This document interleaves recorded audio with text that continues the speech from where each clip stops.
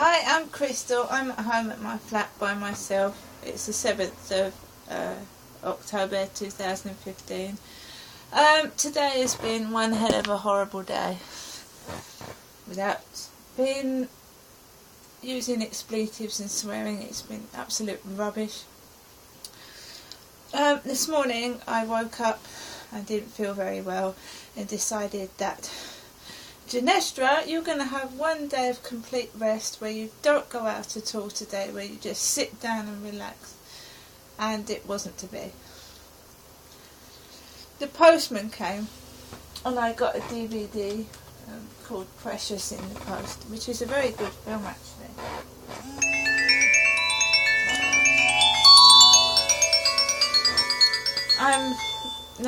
I've got a phone call now and I'm not gonna take it. Rudely interrupted.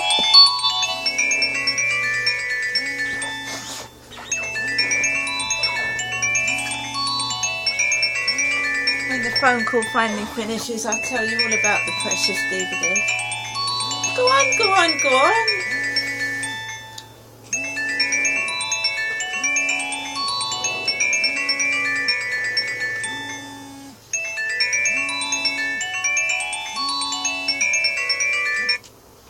Right, I'm finally finished.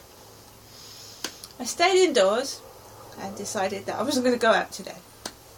And then this postman came and I had this, oh, for goodness sake.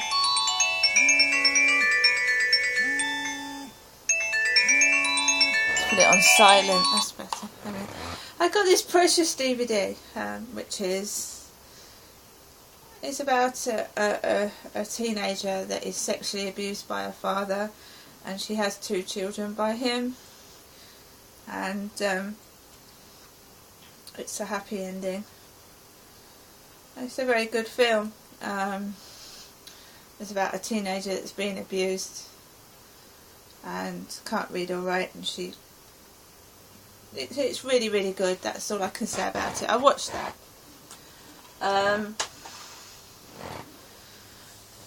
Later on in the day, my son buzzed for me, and I'm suppose in a way I was glad, because I'd got depressed. I'd got so depressed. I was just stood by the window and not doing much. So David said to me, would I like to go to the library with him? And I wasn't expecting what I got when I went outside. Basically, I got towards the end of the Gibraltar, where the Gibraltar House dental practice is, and I almost got run over near the roundabout. There was way too much traffic. I'd been indoors all day and my heart pounded, and I walked down the street. There was traffic everywhere, school kids, loads of people. Walks into the town centre, gets into the library. My son manages to get a computer because I went to the ladies' loo. And Jeff is on duty, and he says to me, he comes over with a little notepad, and he says, let me take your name down, and I'll call you when a computer's free. So I just waited a few minutes, actually, it wasn't long, and Jeff comes over. He said, computer number 2's free.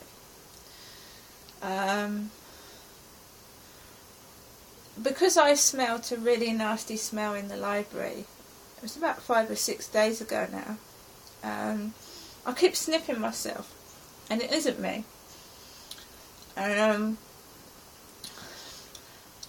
Kept my grey jacket on. I had a pair of tartan leggings, and David's way up that end, I'm down this end, and this guy just comes in and whacks a great big rucksack down, then he swipes me over the head and plonks himself down. I stay where I am, I stay put. I'm a woman and I feel alienated by men everywhere. David leaves the library before me and goes outside. I use the ladies' loo again. Then I go outside and try and find David. And then David walks into Argos, messes around in Argos, and I go with him. Then I wander off to Sainsbury's and go in there by myself. And believe you me, I've had a shitter of a day. So I'm wandering around with my carpal tunnel syndrome hand with a basket. And I've got trolleys coming at me, staff coming at me, and I have had hardly anything to eat. I am frantic and my chest is pounding. So I get washing powder, I need that. I need cat food. I get some Jaffa cakes. I get some £5 worth of shopping. Use the self-service. And we now have to pay for our plastic bags. And here they are. The 5p plastic bags. And I'm short of cash. So I get my £5 out and I'm struggling to look for change in my handbag. Pay for my shopping. Pay for the plastic bags. Come out. The complete stress of the whole day has left me out of breath, panicking, can't breathe.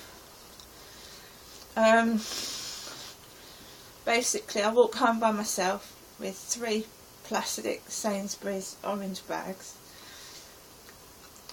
I feel ill. Get upstairs to the flat. There's slamming doors, there's banging like it's just increasing the adding pressure to the chest pain and the palpitations. Get inside the flat, cook myself some rice pudding, have a cup of tea, and my mum rings me on the phone, and mum says to me, I tell my mum I'm depressed. She says to me, well, Ginestra, I'll go and make a cup of tea. You go and make a cup of tea, and why don't you go and have a bath? Now, to have a bath costs £2 or £3 on my electric meter. So I said, no, I'm not going to have a bath, but I'll have a cup of tea. And the stress is going boom, boom, boom, boom, boom, boom, boom. There's an ambulance parked on double yellow lines outside. Then along comes a police car and a lady is taken away in an ambulance. It isn't me. My mum and dad have both said, see you later, see you on Sunday. There's an ambulance parked on double yellow lines. There's police, and the police women have like top knots in their hair and buns. 2 women. This lady goes off in an ambulance. I mean, she's going in and off in an ambulance almost every week. I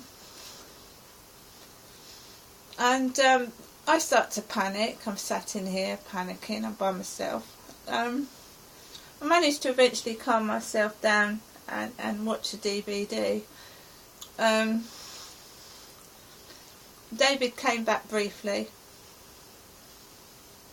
I've had a council tax bill and they put my council tax up to £51 a month as well. I've got someone coming to stay as a guest. I've got to find £51 for my council tax.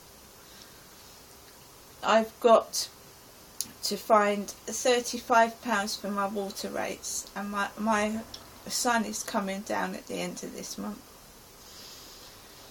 My bed is broken, and things are dire,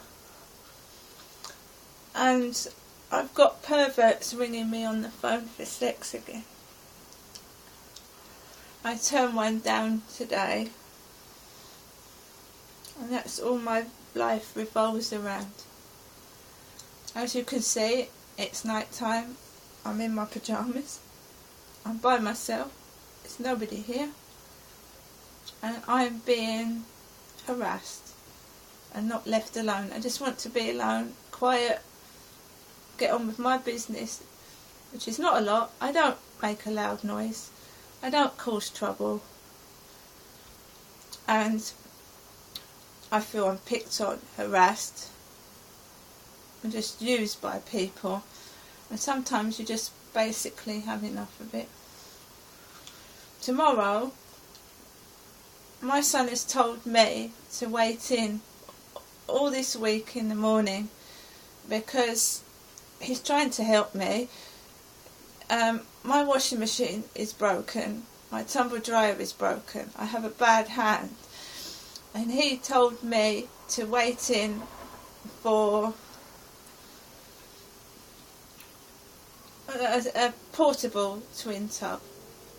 I've waited in 2 mornings, nothing's come. It's not my son's fault, it's nobody's fault, it's the way things are.